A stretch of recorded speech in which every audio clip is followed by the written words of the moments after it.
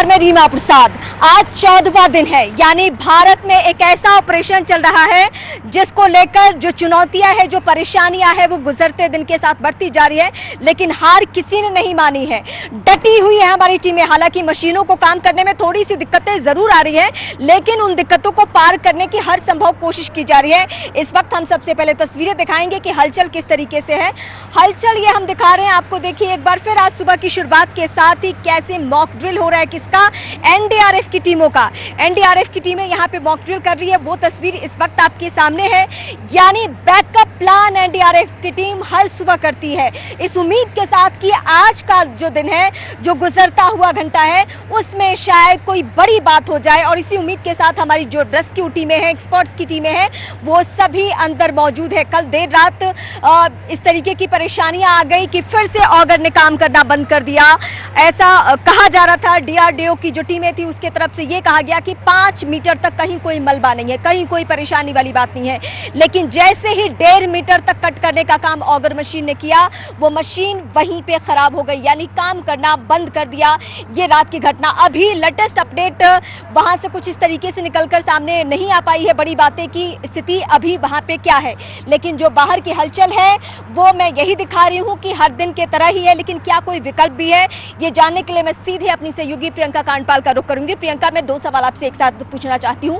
एक तो ये बताइए कि क्या ऑगर मशीन जो रात में काम करना बंद कर चुकी थी, वो मशीन को ठीक कर लिया गया है, या मैनुअली ही उसे किया जाएगा, या फिर दूसरे विकल्प पर भी विचार किया जा रहा है? देखिए रीमा, ऑफिशियली तो दोनों ही सवालों के जवाबों को लेकर कोई क्लैरिटी नहीं है, लेकिन जो समझ आ रहा है उससे ये बताया जा रहा है कि अभी मशीन को बाहर निकलने में जो है वो समय लगेगा। ऑगर मशीन को बाहर निकलने में समय लगेगा। क्या ऑगर मशीन को एक और बार ट्राई किया जाएगा इससे पहले कि डिसीजन लिया जाए कि अब मैनुअल तरीके से मलबा निकाला जाए, तो क्या उसको एक और ट्राई दिया जाएगा? ये होने वाली मीटिंग जो है उसमें डिसाइड होगा।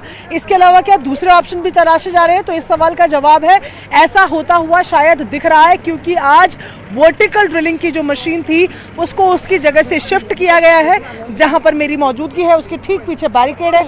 यहाँ से एक रास्ता है जहां पर एनडीआरएफ के लोग दिख रहे हैं, उसके पीछे से एक पूरी रोड जाती है, और एक जो नई रोड बनाई हुई है ऊपर पहाड़ों की तरफ चढ़ने के लिए, उस मशीन को उस तरफ ले जाया गया है। तो इससे ये मालूम चल रहा है कि शायद अब वर्टिकल ड्रिलिंग के ऑप्शन को भी ऑप्शन के तौर पर एक्सप्लोर किया जाएगा, लेकिन ऑफिशियली इस बारे में अभी तक कोई जानकारी नहीं है। जी रीमा।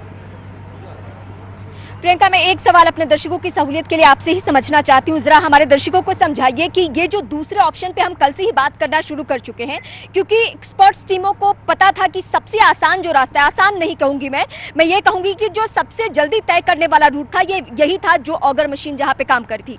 अब ये थोड़ी सी कठिनाइयों के बाद हमने उस दूसरे प्रोसेस को चुना है। इस दूसरे प्रोसेस में कहा यह जा रहा है कि वक्त ज्यादा लग सकता है, या फिर इस सुरंग को, इस टनल को नुकसान पहुंच सकता है।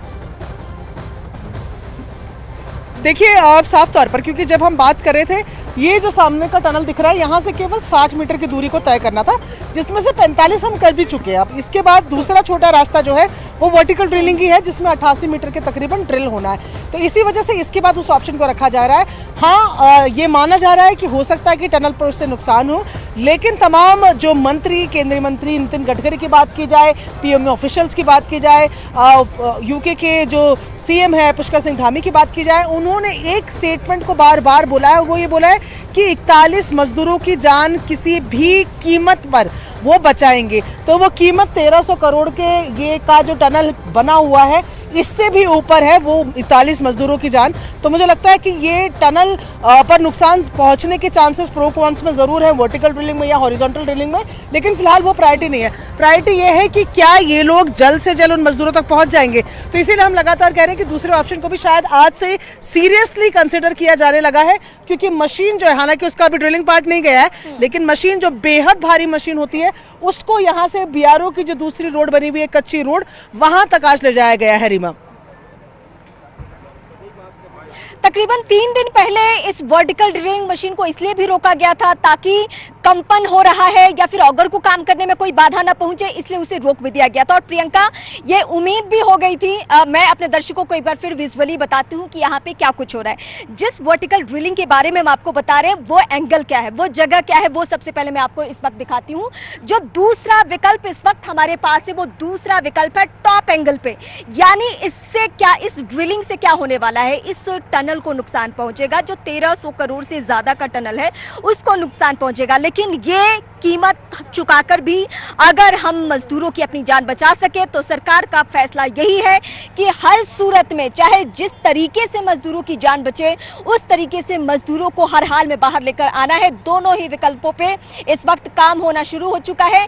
ऑगर के बारे में इस वक्त कुछ ही देर में अपडेट आ जाएगा कि क्या उसका जो पार्ट फंस गया था या उसने काम करना बंद कर दिया है, उसको निकाल लिया गया है या उसको निकालने में थोड़ा वक्त लगेगा, ये अभी